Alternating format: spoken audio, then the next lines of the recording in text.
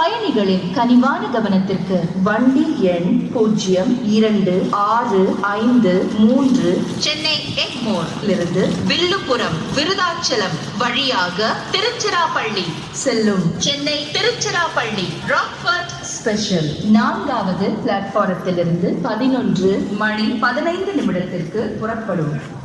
यात्रीगण कृपया ध्यान दीजिए, गाड़ी नंबर 0263 तिरुचिरापल्ली चेन्नई जाने वाली चेन्नई तिरुचिरापल्ली रॉकफोर्ट स्पेशल 11:15 पर प्लेटफॉर्म नंबर 4 से रवाना होगी. Your kind attention please. Train number 02653 Chennai Tiruchirappalli Rockfort special bound for Tiruchirappalli from Chennai Airport via